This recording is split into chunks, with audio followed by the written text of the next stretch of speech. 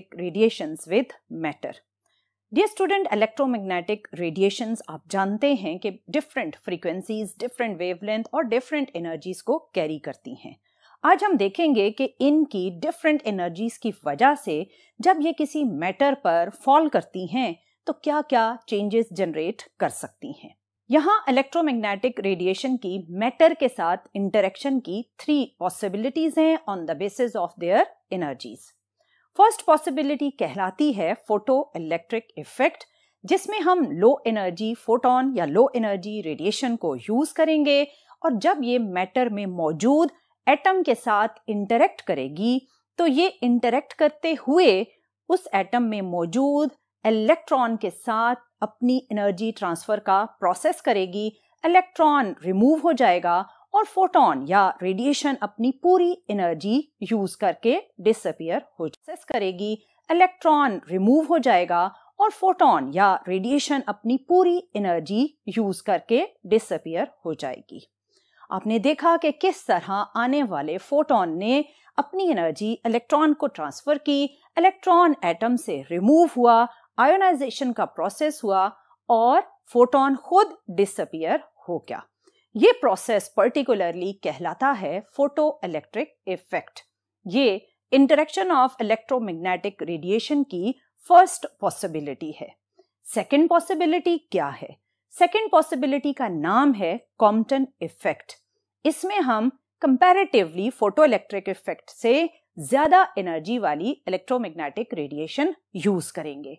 इसमें आप ऑब्जर्व करें कि जब रेडिएशन मैटर में मौजूद एटम के साथ इंटरेक्ट करेगी तो फोटोन या रेडिएशन उस एटम के इलेक्ट्रॉन के साथ इंटरेक्शन में एनर्जी ट्रांसफर के प्रोसेस में इलेक्ट्रॉन को भी रिमूव करेगी और कुछ रिमेनिंग अमाउंट ऑफ एनर्जी के साथ वो फोटोन खुद भी एक सर्टेन एंगल पर स्कैटर हो जाएगा.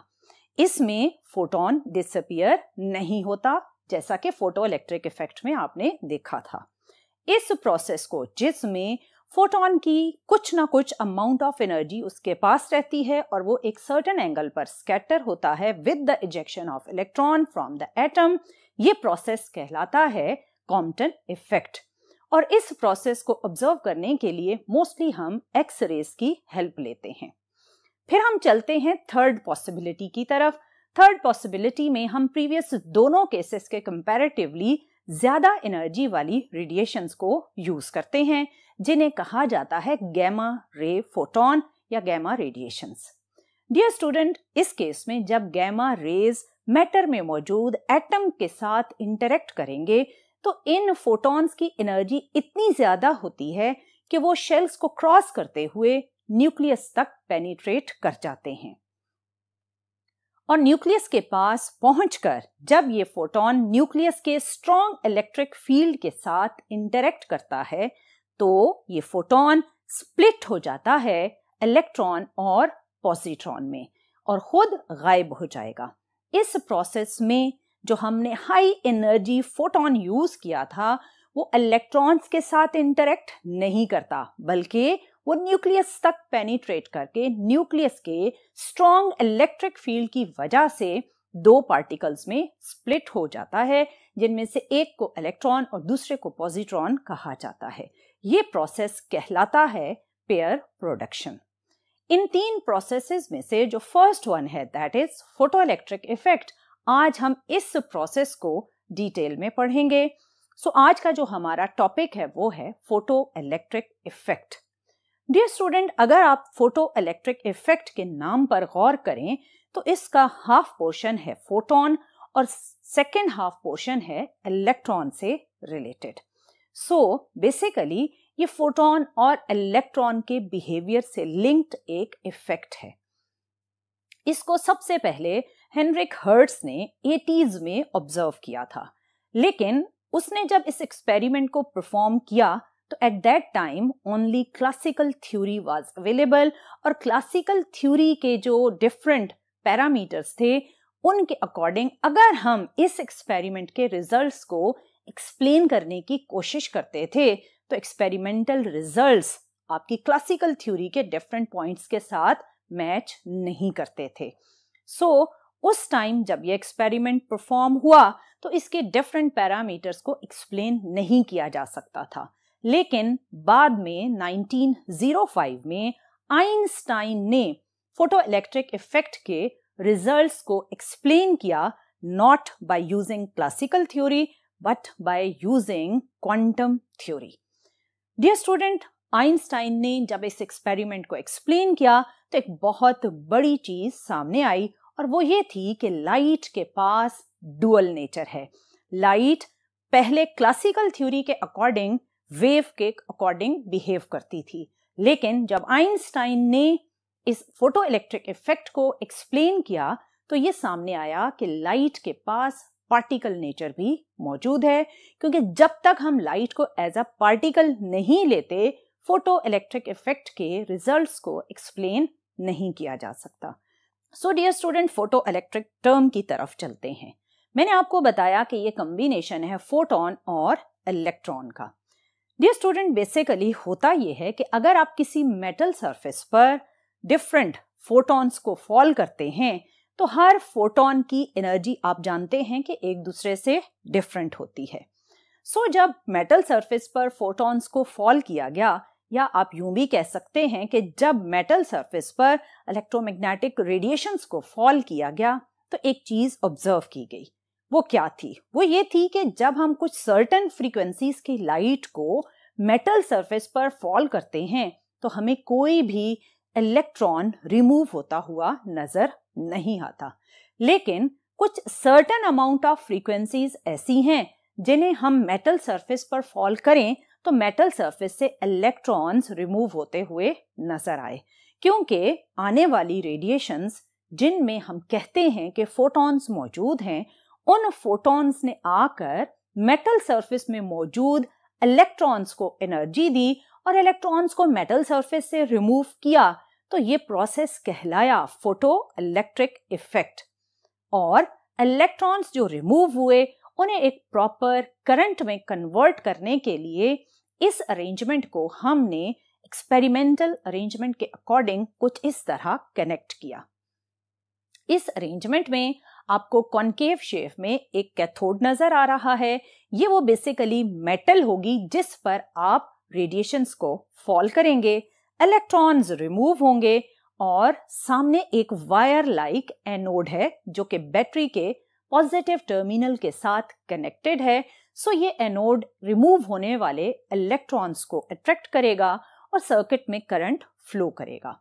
आपने नोट किया कि कैथोड जो कि मेटल सरफेस है वो नेगेटिव टर्मिनल ऑफ बैटरी के साथ कनेक्टेड है, और एनोड जिसने इलेक्ट्रॉन्स को अट्रैक्ट करना है वो कनेक्टेड है with positive terminal of the battery.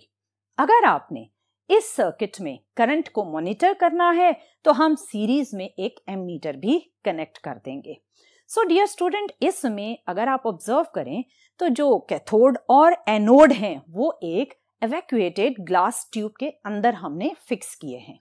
Basically ये एवैक्यूएटेड ग्लास ट्यूब एक लो प्रेशर ट्यूब है।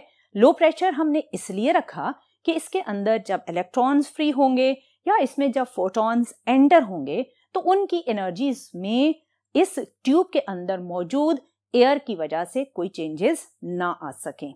सो आप एक evacuated low pressure glass tube which is having cathode and anode which are connected with the positive and negative terminal of the battery, इस सारे arrangement को connect करेंगे और observe करेंगे प्रैक्टिकली फोटो इलेक्ट्रिक इफेक्ट को।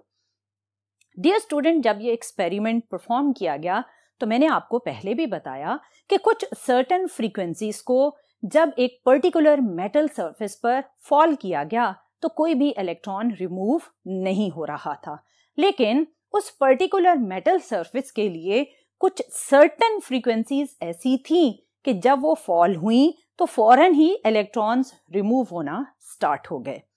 इस ऑब्जर्वेशन से दो टर्म्स को डिफाइन किया गया और वो दो टर्म्स थी threshold frequency and work function. अब इसमें हम पहले थ्रेशहोल्ड फ्रीक्वेंसी को देखते हैं कि ये क्या चीज है।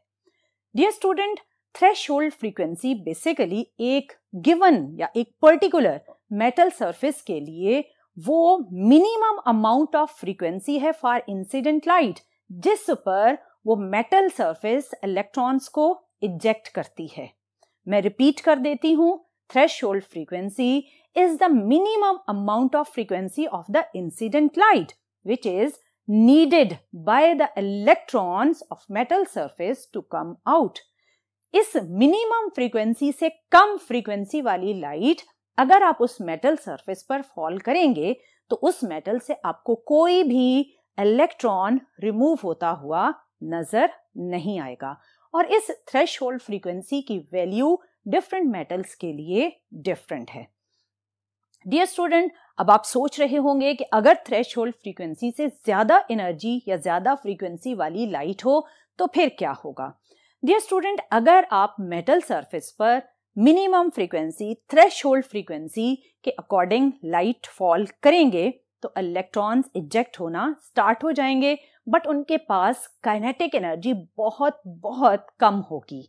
अगर आप चाहते हैं कि वो एक अच्छी खासी अमाउंट ऑफ काइनेटिक एनर्जी को कैरी करें तो फिर आप उस थ्रेशोल्ड फ्रीक्वेंसी से ज्यादा फ्रीक्वेंसी वाली लाइट को सिलेक्ट करेंगे और उस मेटल सरफेस पर फॉल करेंगे। जैसे ही वो हाई फ्रीक्वेंसी वाली लाइट मेटल सरफेस पर फॉल होगी तो इलेक्ट्रॉन एक ह्यूज काइनेटिक एनर्जी के साथ रिमूव होना स्टार्ट हो जाएंगे और जनरेट करेंगे photoelectric current in the circuit. So आपने देखा कि एक पर्टिकुलर मेटल सरफेस के लिए एक पर्टिकुलर फ्रीक्वेंसी होती है जिस पर वो फोटो इलेक्ट्रिक इफेक्ट शो करता है। अब हम दूसरी टर्म वर्क फंक्शन की तरफ मूव करते हैं। Dear student, work function basically threshold frequency से ही लिंक्ड है। अगर आप E = hf इक्वेशन को याद करें तो बेसिकली इस इक्वेशन में f को हम लेंगे थ्रेशोल्ड फ्रीक्वेंसी जिसको हम सिंबॉलिकली f0 से इंडिकेट करते हैं। जब आप इस f0 को प्लैंक्स कांस्टेंट के साथ मल्टीप्लाई करेंगे then you will get a amount of energy and that amount of energy which is related with the threshold frequency, that particular amount of energy is known as the work function। So work function फिर क्या हुआ? Work function basically वो minimum amount of energy है जो metal surface में मौजूद electrons को उस metal surface से बाहर आने के लिए required है। और obviously वो minimum amount of energy उन्हें कौन provide करेगा? उन्हें वो एनर्जी आने वाली रेडिएशंस प्रोवाइड करेंगी और आने वाली रेडिएशंस अगर थ्रेशोल्ड फ्रीक्वेंसी की रिक्वायरमेंट को सेटिस्फाई करेंगी तो उस थ्रेशोल्ड फ्रीक्वेंसी से कोरस्पॉन्डिंग जो एनर्जी की वैल्यू होगी वो कहलाएगी work function. So work function फिर क्या हुआ? Work function dear student is the minimum amount of energy needed by the electrons to come out from the metal surface। और अगर इस मिनिमम अमाउंट ऑफ एनर्जी से ज्यादा एनर्जी उन्हें मिलती है तो उस एक्स्ट्रा एनर्जी को वो यूज करते हैं as kinetic energy to move in the circuit. So dear student, यहां तक आपने देखा कि फोटो इलेक्ट्रिक इफेक्ट है क्या। फोटो इलेक्ट्रिक इफेक्ट आपने अभी तक ये ऑब्जर्व किया कि एक ऐसा प्रोसेस है जिसमें एक पर्टिकुलर फ्रीक्वेंसी एक पर्टिकुलर मेटल में से इलेक्ट्रॉन्स को रिमूव करती है और सर्किट में एक इलेक्ट्रॉनिक करंट जनरेट करती है। और इस प्रोसेस की जनरेशन के लिए दो कंडीशंस हैं। पहली कंडीशन थी थ्रेशोल्ड फ्रीक्वेंसी और सेकंड कंडीशन थी वर्क फंक्शन। अगर ये कंडीशन सेटिस्फाइड हैं तो आपको सर्किट में फोटो इलेक्ट्रिक इफेक्ट नजर आएगा। अगर ये कंडीशंस आप सेटिस्फाई नहीं करते तो आपके सर्किट में करंट की वैल्यू 0 रहेगी। यहां तक तो इसके बेसिक कॉन्सेप्ट्स थे।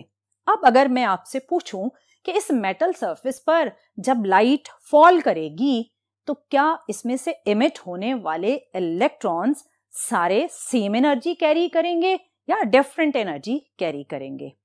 मोस्टली जब बच्चों से ये क्वेश्चन पूछा जाता है तो उनका फौरन जो आंसर होता है वो होता है कि they will carry same amount of energy, which is a wrong answer. Correct answer is this कि when electrons are emitted from the metal surface they have different kinetic energies. अब उनकी ये काइनेटिक एनर्जीज डिफरेंट क्यों होती हैं, इसको समझने के लिए आप ये एक मेटल सरफेस कंसिडर करें। हमने एक थिक मेटल सरफेस का पोर्शन आपको दिखाया ताकि आप इस बात को आसानी से समझ सकें।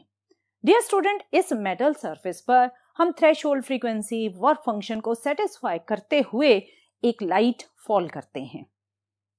जब ये लाइट इस मेटल सरफेस पर फॉल हुई तो कुछ फोटॉन्स मेटल सरफेस की सरफेस पर मौजूद इलेक्ट्रॉन्स के साथ इंटरेक्ट करेंगे और वो सरफेस इलेक्ट्रॉन फौरन ही बाहर आ जाएंगे। और दूसरी पॉसिबिलिटीज ये हैं कि ये फोटॉन उस मेटल में पेनिट्रेट कर जाएं और उसके मिड में और उसके बैक वाली साइड पर मौजूद इलेक्ट्रॉन्स को रिमूव करें। मिड और बैक सरफेस से जो इलेक्ट्रॉन्स रिमूव होंगे वो पूरी इस थिकनेस को क्रॉस करते हुए बाहर आएंगे। While crossing this thickness of the metal surface, obviously electrons will lose some energy, and because of this, these electrons when come out, they have less energies as compared to those electrons which were emitted from the surface of the metal. ये वो reason है जिसकी वजह से किसी भी metal surface से जब इलेक्ट्रॉन्स रिमूव होते हैं तो उन इलेक्ट्रॉन्स की एनर्जीज एक दूसरे से डिफरेंट होती हैं। जो इलेक्ट्रॉन सरफेस से बाहर आते हैं ऑब्वियसली उनके पास ज्यादा काइनेटिक एनर्जी होती है। जो उस मेटल के इंटीरियर से बाहर आते हैं क्योंकि वो इस थिकनेस को क्रॉस करते हुए कोलिजन्स के प्रोसेस में अपनी एनर्जी लूज करते हैं। सो जब ये इलेक्ट्रॉन बाहर आएंगे तो इनके पास काइनेटिक एनर्जी कंपैरेटिवली कम होगी। ये तो था कि जब किसी भी मेटल सरफेस से इलेक्ट्रॉन्स इमिट होते हैं तो उनकी एनर्जीज एक दूसरे से डिफरेंट होती हैं। अब मेरा आपसे दूसरा क्वेश्चन वो ये है कि जब ये इलेक्ट्रॉन्स इमिट हुए इनकी एनर्जीज एक दूसरे से डिफरेंट हैं, अगर मैं आपसे कहूं कि आप सोचें कि अगर हमने इमिट होने वाले इलेक्ट्रॉन्स की मैक्सिमम काइनेटिक एनर्जी कैलकुलेट करनी है तो वो हम कैसे करेंगे? इसके लिए डियर स्टूडेंट हमें फोटो इलेक्ट्रिक इफेक्ट के एक्सपेरिमेंटल अरेंजमेंट में जाना पड़ेगा और वो है ये। इसमें मैंने आपको बताया कि एनोड पर पॉजिटिव चार्ज होता है जो इमिट होने वाले इलेक्ट्रॉन्स को अट्रैक्ट करता है। लेकिन जब मैंने ये कैलकुलेट करना है कि इमिट होने वाले इलेक्ट्रॉन्स की मैक्सिमम काइनेटिक एनर्जी क्या है तो मैं इसमें थोड़ा सा चेंज करूंगी। और वो चेंज क्या होगा? वो चेंज ये है कि मैं इस एनोड के साथ पॉजिटिव की बजाय कनेक्ट करूंगी नेगेटिव पोटेंशियल और इस नेगेटिव पोटेंशियल को मैं बनाऊंगी वेरिएबल पोटेंशियल।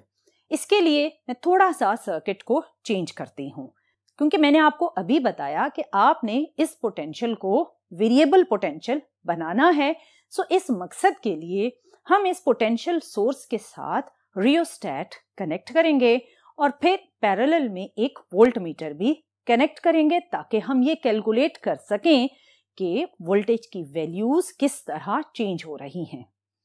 डियर स्टूडेंट, हम रियोस्टेट के स्लाइडिंग कॉन्टैक्ट की हेल्प से वेरी करेंगे पोटेंशियल को, वोल्टेज वेरी होगा और नेगेटिव जो कि एनोड के साथ कनेक्टेड है वो ऑब्वियसली नेगेटिव पोटेंशियल भी वेरी करेगा। सो इससे हमें क्या हेल्प मिलेगी अब वो देखते हैं।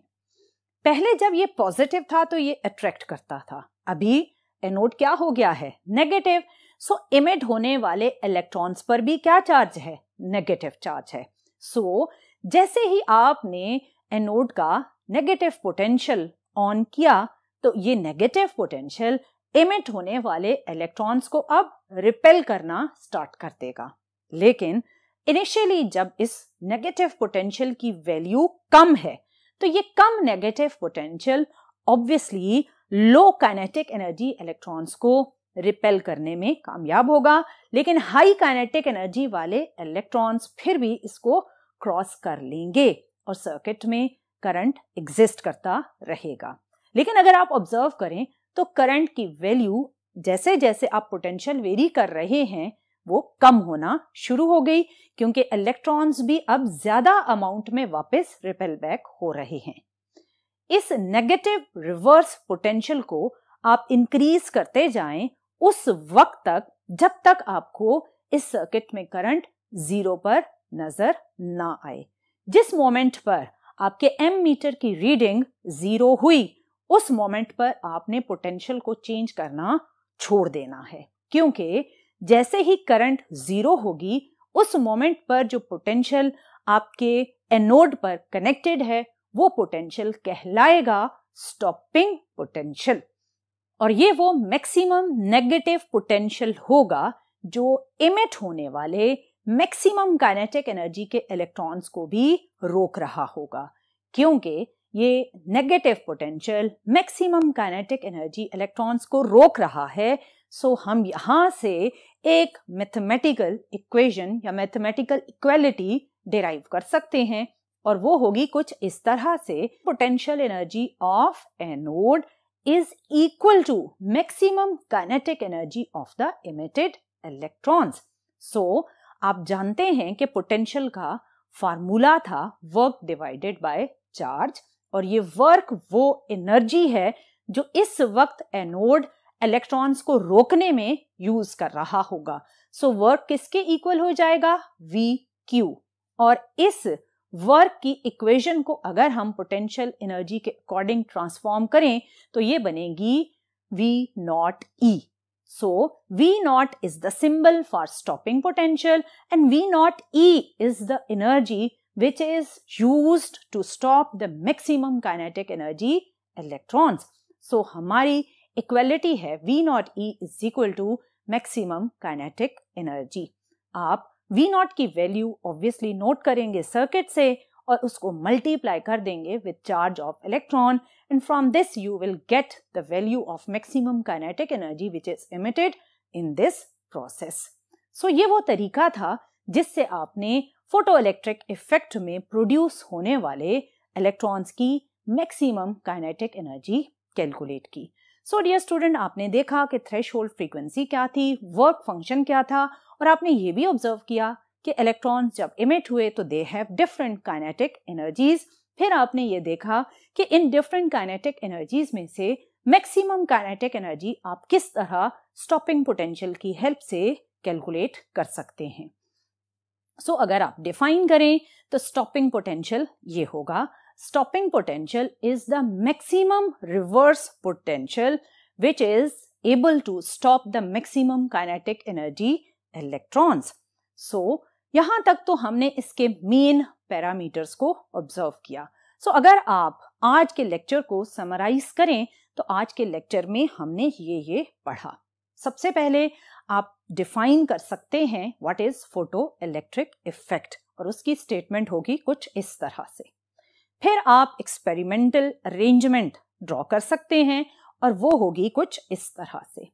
फिर आएगी हेडिंग एक्सप्लेनेशन की, और एक्सप्लेनेशन में आपके जो 4 मेन पैरामीटर्स हैं वो हैं threshold frequency, work function, maximum kinetic energy of electron and then stopping potential.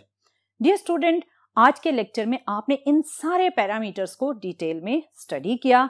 मैंने अभी आपको बताया कि हम इंशाल्लाह नेक्स्ट लेक्चर में इंटेंसिटी और फ्रीक्वेंसी की वेरिएशन से फोटो इलेक्ट्रिक इफेक्ट में क्या चेंजेस आती हैं और फोटो इलेक्ट्रिक इफेक्ट के क्या इंपॉर्टेंट रिजल्ट्स हैं वो हम नेक्स्ट लेक्चर में स्टडी करेंगे। बट टिल देन, अल्लाह हाफ़िज़।